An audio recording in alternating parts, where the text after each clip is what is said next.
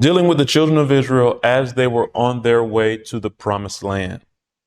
Notice what it says in Psalm 78, beginning in verse 22. It says, because they believed not in God and trusted not in his salvation, though he commanded the clouds from above and opened the doors of heaven. So when he opened the doors of heaven, what fell out? It's going to tell you, verse 24, and he rained down manna upon them to eat, and had given them of the corn of heaven. So what is manna? The corn of heaven is what manna is. The corn of heaven. Then it says in verse 25, man did eat angels' food. He sent them meat to the full. He caused an east wind to blow in the heaven, and by his power he brought in the south wind. Notice this, verse 27. He rained flesh also upon them as dust, and feathered fowls like as the sand of the sea. So God didn't just rain manna for the righteous. He even rained flesh for those who ended up dying as a result of disease because they were eating the flesh. He sent his rain upon the just and the unjust. But again, corn is mentioned in connection with rain. And the corn is angels' food. There's a spiritual lesson as well as a physical one, and God uses the physical things or the natural things that we are familiar with to teach spiritual truth. The children of Israel were on their way to the promised land, and God gave them manna to eat. He was changing their diet from the flesh-based diet that they were eating in Egypt. And he wanted them to leave off the flesh-based diet from Egypt. And he changed their diet before they entered the promised land. He changed their diet before they entered the promised land. Well, somebody may try to fight that. Well, look at where he brought the quail. When the quail fell in the camp, he sent it a day's journey outside of the camp. They had to walk. Imagine we're in Norfolk and you have to walk over to Suffolk, walking a day's journey to eat some meat. That's a long walk. I'm not walking that far. Especially not for meat, not for some bird. But understand, God didn't want it in the camp. God didn't want to defile the camp, and he didn't allow the quail to fall in the camp. He could have, if he wanted to, but he wanted to prove a point and show he didn't want you to eat it. And if you want it that bad, you got to go get it. He was sending a message to the children of Israel. If you want disease that bad, you got to go get it. That's what God was showing the children of Israel here. But that's the physical blessing. That's the physical lesson. So our diet needs to be changed before we enter the promised land, heaven.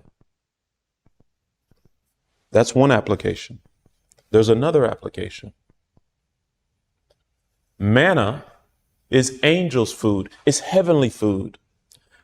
This was something new that they never ate before. And God is giving us a new message before we enter the promised land. God is giving us manna, something we've never spiritually eaten before we enter the promised land.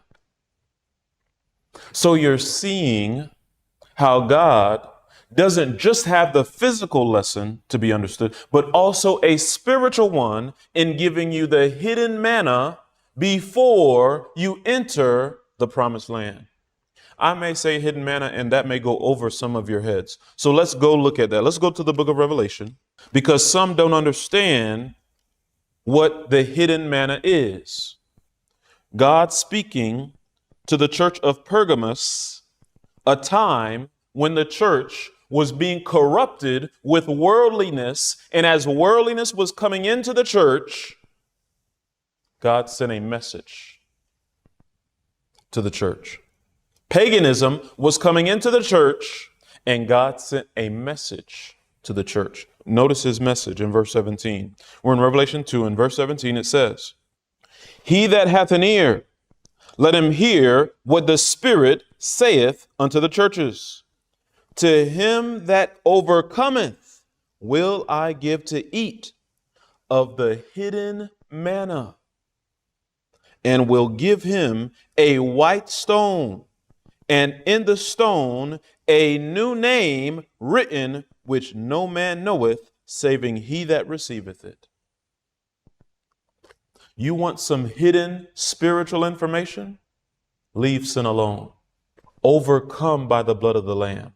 And as you overcome, as you leave lust alone. And when I say lust, it's not just one thing. To lust means to desire something that is forbidden from the word of God. That's what lust is. So lust can take on many forms. And lust, when it hath conceived, bringeth forth sin. People give in to sin because of their heart's lust. Whatever they are desiring that the word of God forbids. You're lusting after things you ought not. That's why the heart must be transformed and changed by the gospel of Christ. And Christ is able to enable you to overcome. This is the beauty of the gospel. You let go of the sin and you say, "Lord, take it. You can have it. I don't want it anymore." And then God now empowers you to live righteously above sin, even overcoming sin. And to those who overcome, God will give the hidden manna. And those who are coming into contact with the fourth angel's message are partaking and eating the hidden manna. What has been hidden, God has now revealed, because we are in the time frame of the fourth angel. We are in the time frame when the Sunday law is about to be passed. We are in the time frame where probation is about to close. Therefore, God is giving his hidden manna to the flock. So we saw the connection between manna, corn, Sabbath, the commandments. There's a specific message the church is to partake of and eat at this time.